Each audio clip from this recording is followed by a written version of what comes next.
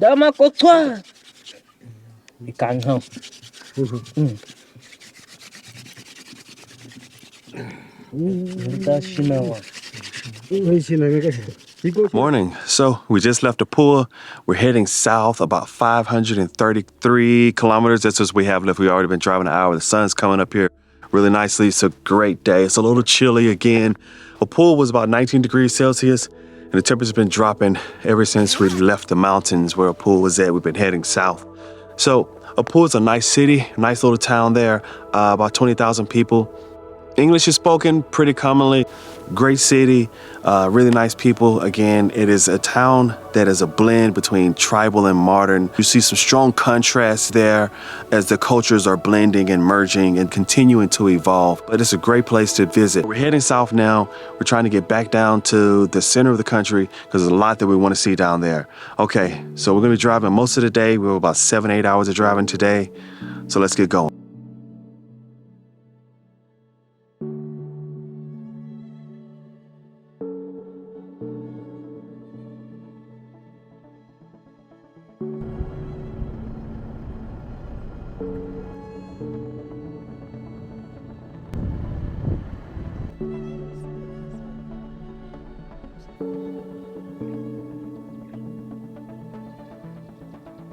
After about 8 hours of driving over 550 kilometers, right at 600 kilometers, we made it to our destination, which is the Painted Rocks Lodge.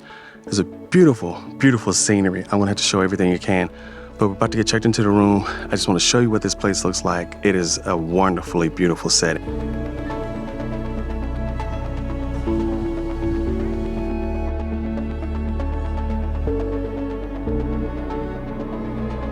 Everything about the lodge is a win. There is a bit of a tricky drive to get to your room as you're driving down from the main lodge to your room. The boulders in the buildings are very close. This lodge is inside of a conservation zone, so there's a potential that we can see things like springbok, giraffe, warthogs, and several other animals that we saw in Etosha.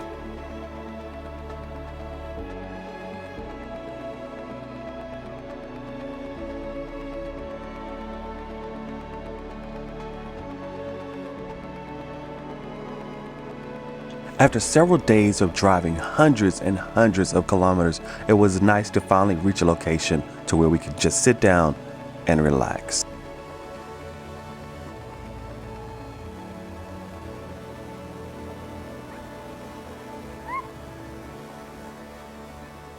Okay, so we're heading to our sundown. Blair and I are going to do a little bit of a hike up the rocks before we go eat dinner.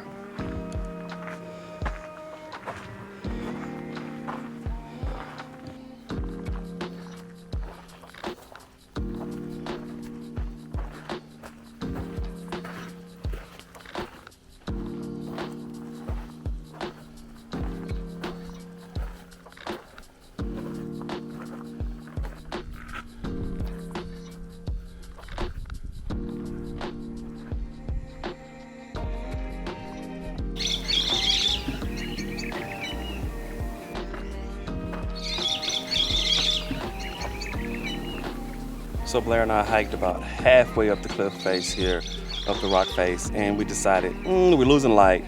This vantage point is beautiful. There isn't really any reason to go higher. We see that there's a point up there where people could do cool Instagram pictures, but I think we're good here. Let me show you what we get before we head back down. This is what we got.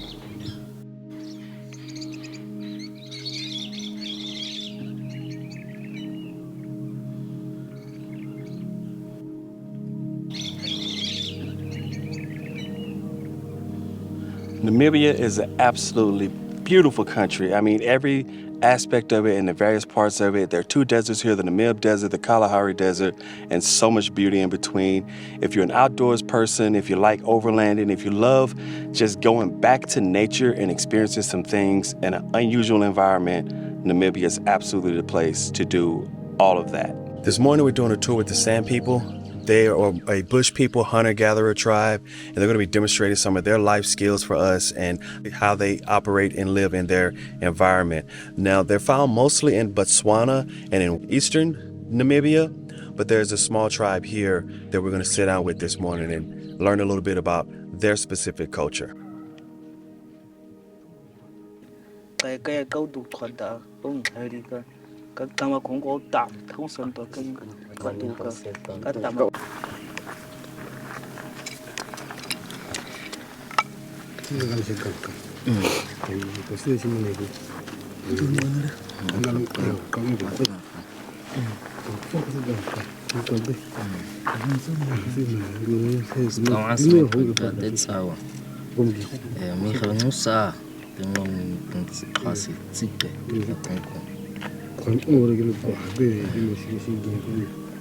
We can also put a little sand for more friction.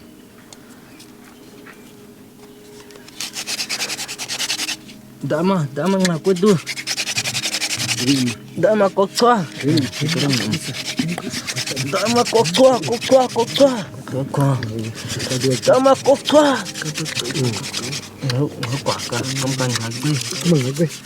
Dama kokwa.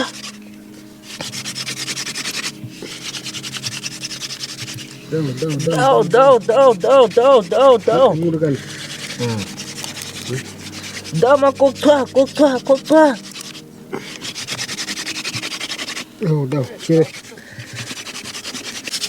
Không tầm. mình quay qua tầm mình quay rất rất được Dama kokwa. bị căng không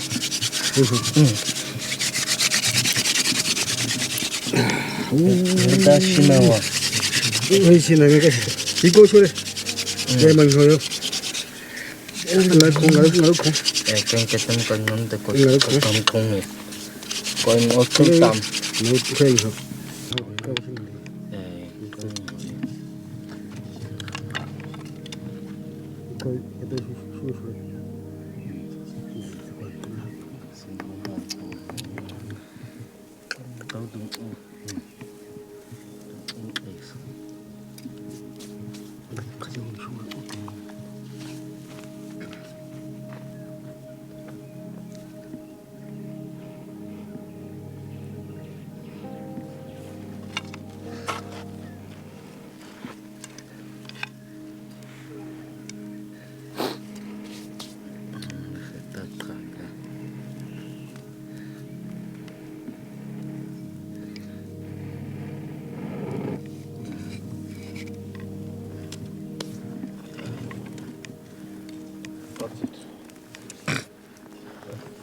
cái tôi xuống xuống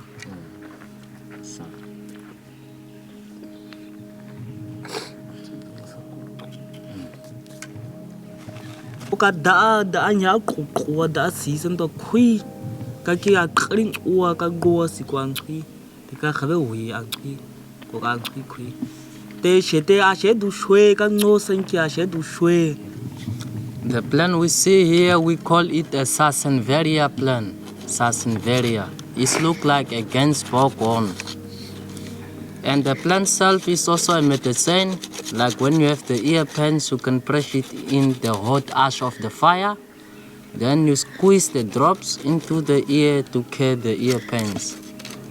And we also remove this green part out, then we find the fibers inside. Those fibers, we can divide it two parts, then we roll it to the leg to make the ropes.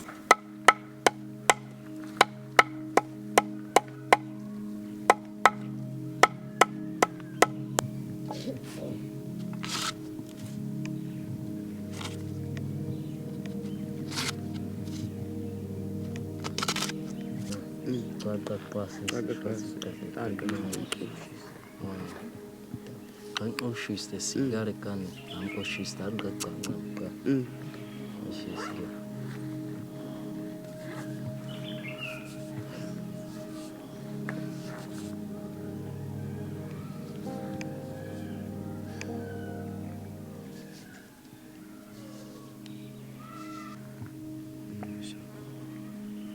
sata ko sian kan kiti ni ka shine kiti orang tunggu sih ase kan da tunggu manu kana ka tunggu da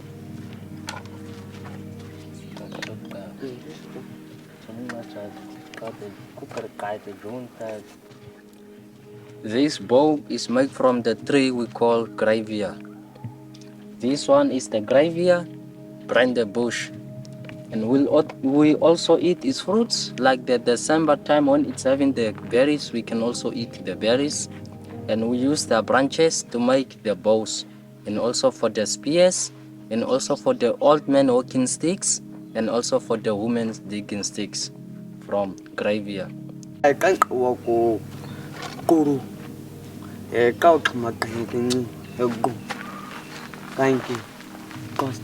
This quiver is the roots of acacia, the roots. This one is acacia, but this one is too small. We use the bigger ones, we dig the roots, then we cut it out. Then we make the big fire. Here is the way we used to make the big fire. Then we put it in the ash of the fire on it, then we toast it. Then we leave it. When the under part expanded, we can take it out. Then we heat it. Then one man can hold under part and one man can hold the quiver. Then we pull it out. Then we look the fresh leather, kudu leather or oryx leather, the skin. Then we put it on. Then we tie it. Then we cut it out. Then we put it again another side, tie it and cut it off. Then we cut the large ones. The large ones we cut for holding the quiver. Then we dry it on the sun. When it's very dry, we can take it. Then we use it. We can take it, then we look the knife, then we open one side, then we put in the arrows and also the fire sticks inside the quiver. Then we use it for hunting.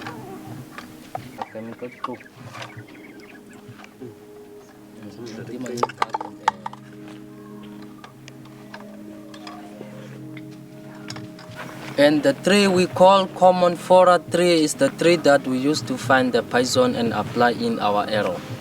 Common forest tree. And the tree itself is not a poison.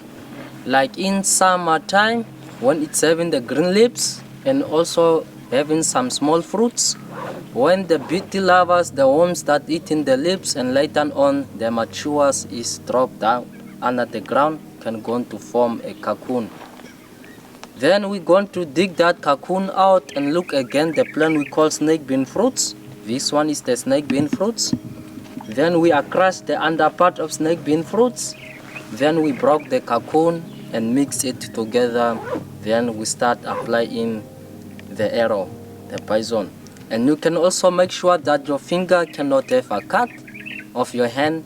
When the poison contact that cut, you will die. You use the small stick to apply the poison in the arrow, starting here where you can apply it until here. Then you dry it to the sun. When it's dry, you can take it, then you put it back in the quiver. When you are going to the bush and hunt the kudu or oryx, when you shoot the kudu, the arrow can remain in the kudu. When it runs, then the blowgrass falling down. Then you're going to pick it up, the blowgrass, put it back in the quiver. Then you went back to the village and tell the other hunters that you already done shoot. Then morning time, next day they can follow you in the morning. Then you are going to the bush and follow the tracks of the animal to go and get the meat to the village and also get the leather for blankets. And you can also make sure that that part that you are shoot, you can cut it out. Then your finger cannot have a cut, then you cut that part out. And when you cook that meat, fire can destroy the poison, then the meat can be okay, then you eat the meat.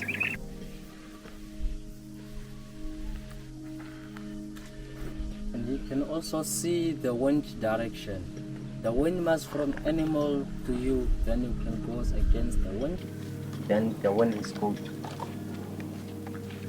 When you find the kudu, you must make sure that kudu cannot see you. Then you come close to the kudu and shoot.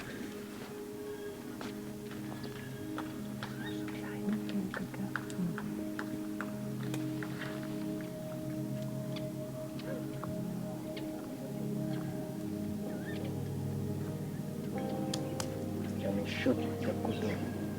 Misalkan incest kayo, kasa karicima, kurung itu, kartau. Kurung itu aku istilahnya di sini.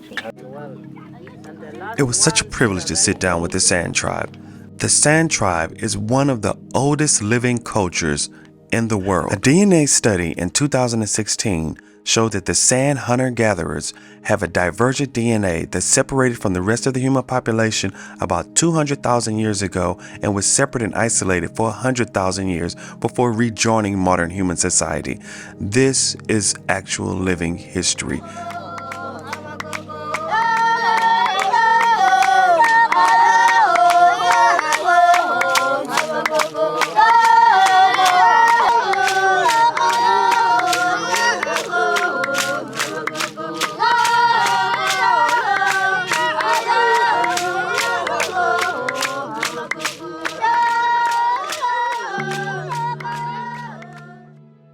Africa is the ancestral home of all modern humans, and the Sand Tribe is a deeper link to our shared distant past and collective history.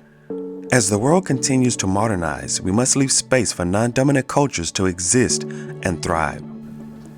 It was a privilege to sit down with the Sand Tribe and learn about their culture, and my life is enriched because of it. If you like this content, please be sure to like and subscribe and follow along with us on our journey.